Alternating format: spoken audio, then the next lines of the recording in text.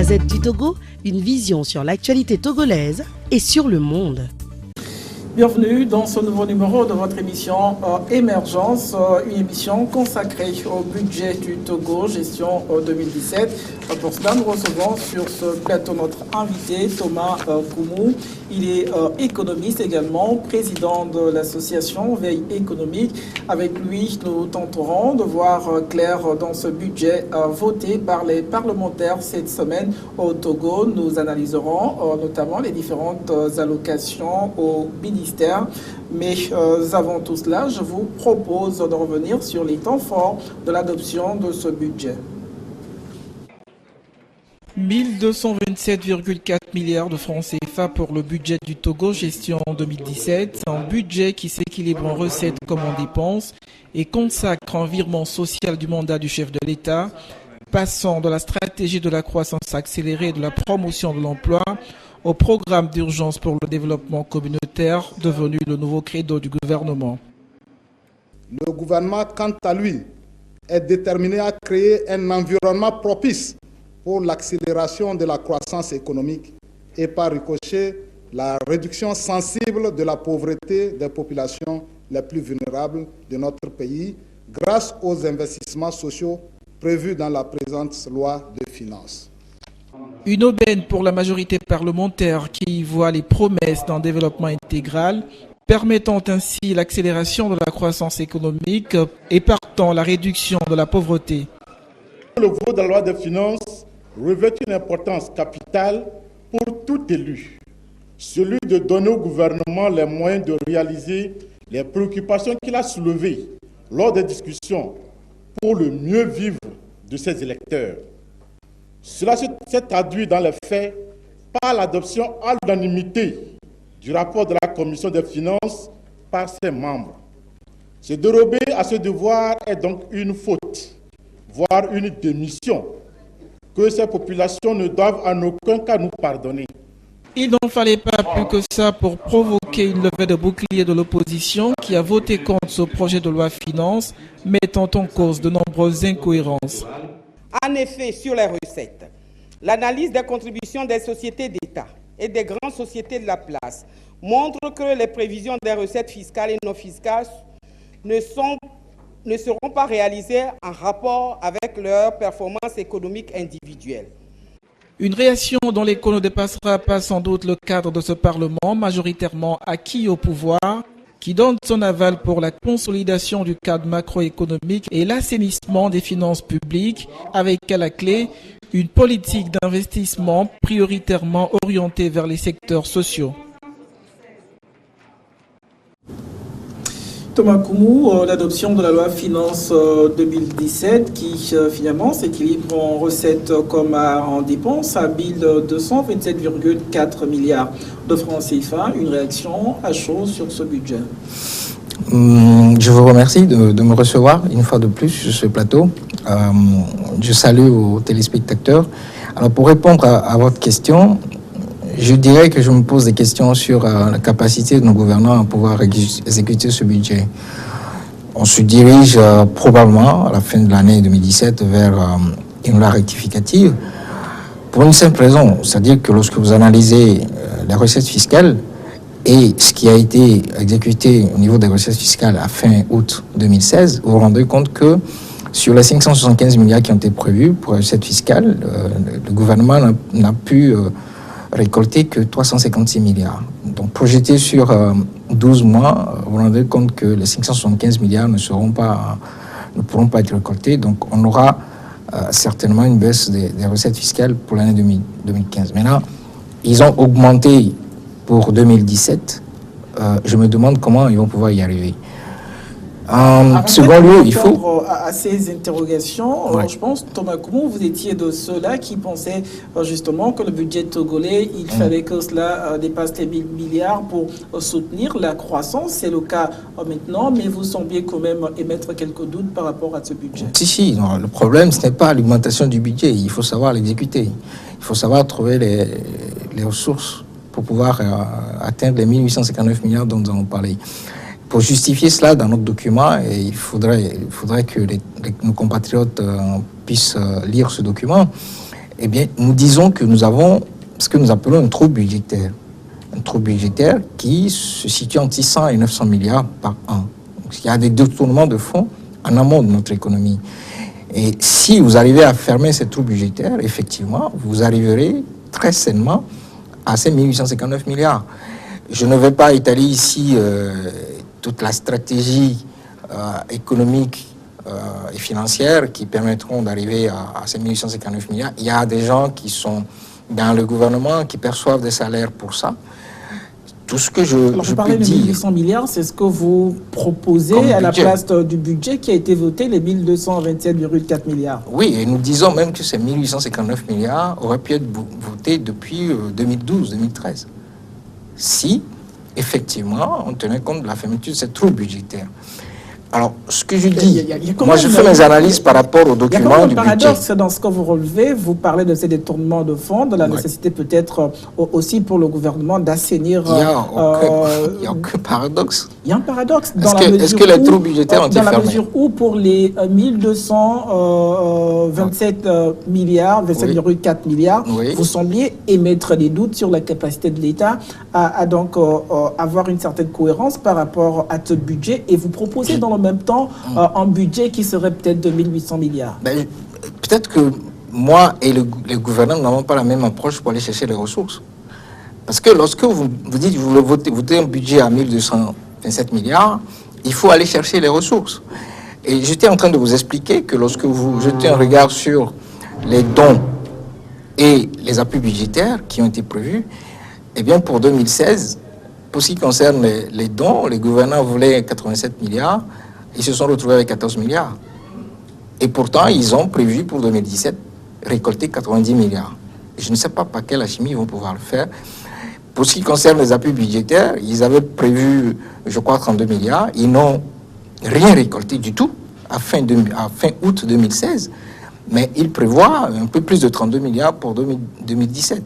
Donc, ça, ce sont les vraies questions qu'il faut se poser. Lorsque nous proposons, à Veille économique, que le Togo est capable de pouvoir voter ou exécuter un budget de 1859 milliards, la question que vous vous posez, c'est comment je fais? Et là, je ne suis pas au gouvernement.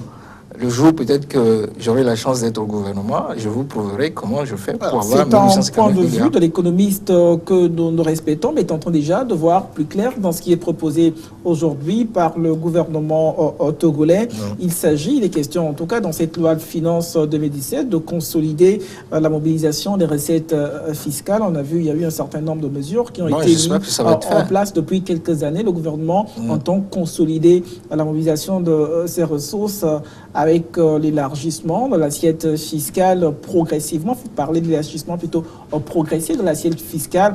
Et en la matière, on a vu par exemple... qu'ils ont parlé de l'élargissement de l'assiette fiscale. Si, le gouvernement prévoit l'élargissement de la base progressivement de la base fiscale. Mais il faut rappeler que jusque-là, il y a quand même une réduction au niveau donc du taux...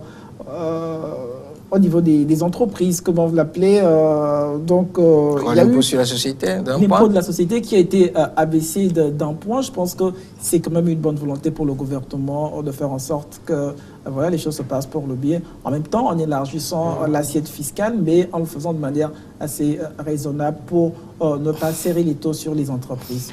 Bon, j'avoue que je suis quand même surpris par rapport à ces genres de mesures. On me dit aujourd'hui qu'on veut faire un élargissement de la base fiscale. Je ne sais pas si on est revenu sur le concept d'élargissement de l'assiette fiscale.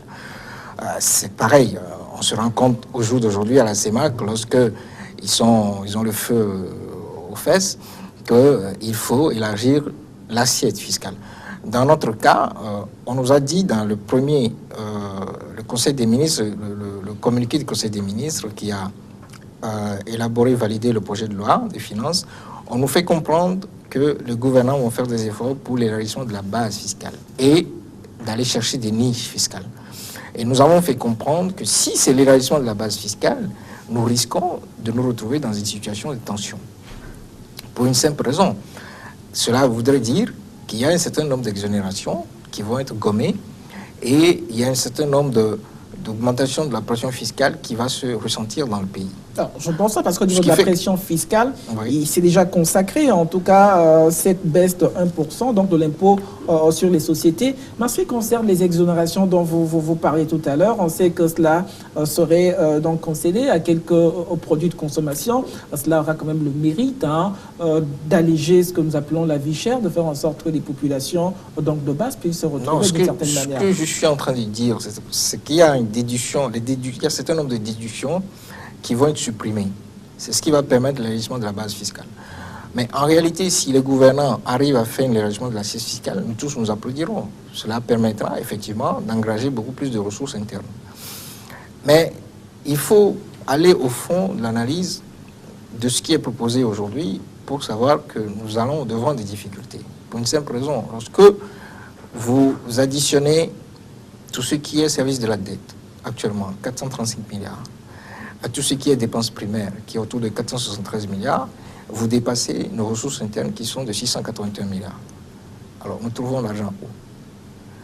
Vous avez une pression de la dette publique de notre pays qui est passée de 24% sur le budget à 35% pour 2017. La dette publique aujourd'hui, le remboursement du principal et le paiement des intérêts représente ni plus ni moins 63% de nos ressources internes. Alors, ma question, est-ce que le gouvernement va pouvoir trouver des ressources? Nous sommes en train de rentrer dans un cycle vicieux où nous sommes obligés d'aller chercher de l'endettement pour payer un endettement antérieur. Vous avez au jour d'aujourd'hui 412 milliards de dettes qui est prévu pour 2017, qui sont nommées charges de trésorerie, alors que nous allons pouvoir rembourser 435 milliards, ce qui fait qu'en réalité, entre 412 et 435 milliards, nous ne remboursons en réalité que environ 24 milliards. Alors, la question que nous posons, c'est est-ce que nous allons continuer dans cette voie? Surtout que la trajectoire économique, nous le répétons, que nous avons empruntée, ne nous permettra pas, certainement, de pouvoir engager ces ressources fiscales dont on parle. Et nous attendons les mesures d'élargissement des bases fiscales et nous allons voir si les concitoyens vont pouvoir adhérer à ce genre de mesures. Parce qu'il ne faut pas oublier que pour faire des réformes fiscales en profondeur, notamment l'élargissement de la base fiscale, il faut avoir une forte légitimité. Donc on verra si les gouvernants vont pouvoir s'en sortir. Alors, est-ce que l'élargissement, finalement, de cette base fiscale, entendu, dans le sens où il y aura un desserrement de l'État sur le secteur, les entreprises, est-ce que cela ne va pas permettre quelque part au secteur privé de jouer convenablement son rôle et donc de soutenir finalement le développement au Togo? Bon, c'est ce que le gouvernement annonce. Le gouvernement souhaite desserrer les taux sur les grandes entreprises. Et nous disons, est-ce que ce n'est pas implicitement le fait que le gouvernement va resserrer les taux sur les petites et moyennes entreprises, petites et moyennes industries? Or, tout le monde sait que ce sont ces petites et moyennes industries, petites et moyennes entreprises qui permettent de faire de la croissance. Donc, on se pose des questions. Est-ce que les gouvernants, étant confrontés à des difficultés au niveau des grandes entreprises en termes de pression fiscale, veulent maintenant se réorienter vers les petites et moyennes entreprises? Ce que nous proposons aux gouvernants, c'est de formaliser davantage notre économie, c'est-à-dire de trouver des pans qui aujourd'hui évoluent dans l'informel, de les ramener dans la situation formelle pour que cet élargissement de l'assiette fiscale, je le précise, il y a une nuance entre les deux. À ce niveau, il faut peut-être le rappeler, il y a des initiatives qui sont peut-être à saluer au niveau, par exemple, de la DOCI, la délégation donc, à l'organisation au secteur informel, qui joue un rôle formidable, à faire en sorte que ces petites entreprises dont vous parlez puissent bénéficier d'un statut plus ou moins formel et donc participer d'une manière ou d'une autre la DOCI existe, je sais, mais bon, la DOCI a été mise en place pour cela, mais je ne sais pas si la DOCI a déjà formalisé une partie de notre économie, je n'en sais rien, je n'ai pas encore lu des rapports à ce sujet-là, mais dans tous les cas, il faut arriver à formaliser davantage notre économie. Il faut arriver à créer d'autres secteurs d'activité qui permettront l'élargissement de l'assiette fiscale. Si les gouvernants veulent uniquement se baser sur l'élargissement de la base fiscale, aller chercher des niches fiscales, moi je prévois une période de tension, ça c'est clair.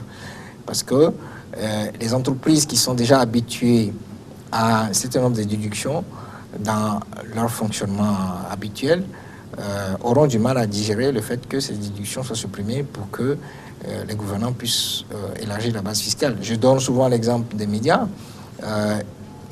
Vous êtes actuellement certainement exonéré sur un certain nombre de bases fiscales, un certain nombre d'impôts. Si demain les gouvernants décident de supprimer ces exonérations et d'élargir donc votre base fiscale sur laquelle vous êtes imposé, je suis persuadé que vos directeurs vont commencer par rechigner. Voilà ce qui nous attend en réalité. Alors, en réalité, il faut dire c'est peut-être une manière peut-être trop réducteur parce qu'au même moment, quand le gouvernement promet aujourd'hui de faire en sorte que le coût de la vie chère, le coût de la vie soit vu et que, par exemple, il y ait une certaine exonération sur les produits de consommation. Je pense que cela, quand même, pourra permettre de résorber tant soit peu cette tension que vous imaginez dans le pire des scénarios. Non, mais je n'imagine rien du tout. Ce n'est pas moi qui ai dit que la pression fiscale sera à 22%. C'est le gouvernement qui l'a dit. Et la pression fiscale de 2016 était à 20%. On passait de 20 à 22. Ce n'est pas moi, je n'imagine rien du tout. Et ce que je vais vous faire comprendre, c'est que nous sommes en récession. L'économie togolaise est en récession. Nous sommes passés de 5,9 de taux de croissance en 2013 à aujourd'hui 5% de taux de croissance pour 2016 et 5% de taux de croissance prévisionnel en 2017. Je pense que c'est assez alarmant ou ce n'est pas moi, de considérer aujourd'hui dans le contexte mondial qui est dans un marasme. Ces chiffres sont publiés par les gouvernants. Oui, je dis. Je n'invente rien du tout. Au-delà du Togo, qui a aujourd'hui on va dire, le taux de croissance à 5%, il faut quand même rappeler le contexte mondial qui est en récession et dans les conditions qui sont celles qu'on connaît aujourd'hui, faire une croissance, un taux de croissance de 5%, je pense qu'on peut quand même applaudir d'une certaine manière. Vous pensez vraiment que c'est le commerce international, le contexte international qui fait en sorte que le Togo est en récession? J'imagine aussi que c'est le contexte de l'environnement international qui fait que le Togo est aujourd'hui à 1800 milliards de dettes, 115% du PIB, en violation du pacte de stabilité et de croissance. Non, je pense qu'il ne faut pas prendre les choses de cette manière-là. Il faut comprendre que nous avons un problème de gouvernance économique qui est avéré. Nous avons irraisonnablement fait augmenter de façon exponentielle notre niveau d'endettement.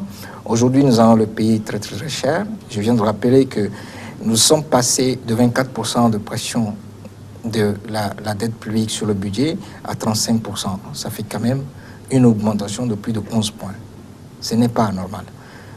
Et nous allons en souffrir. Lorsqu'un pays consacre 35% de son budget à rembourser de l'endettement, à payer des intérêts, eh bien ce pays va certainement souffrir. Donc, je n'imagine rien du tout, je n'invente rien du tout. Ce sont les chiffres du gouvernement. Ces chiffres de taux de croissance que je suis en train de vous donner, ce n'est pas un chiffre du FMI, ni de la Banque mondiale. Ce sont les chiffres des gouvernants togolais. Donc, au jour d'aujourd'hui, nous sommes dans une période de récession. Ça veut dire que notre économie produit de moins en moins de richesses. Nous avons également une situation... Thomas Kourou, si vous permettez, l'information oblige, on va marquer une courte pause. D'accord. Quand nous reviendrons sur ce plateau, on évoquera notamment tous ces aspects dont vous parlez de l'économie togolaise et ce budget, donc exercice gestion 2017. On marque une courte pause pour le journal. La Gazette du Togo, une vision sur l'actualité togolaise et sur le monde. Rejoignez-nous sur le www.lagazettedutogo.com ou sur nos comptes Facebook, Twitter et YouTube. Pour tout contact, écrivez à contact@lagazettedutogo.com ou appelez le 92 80 88 53. La Gazette du Togo, c'est l'information en continu.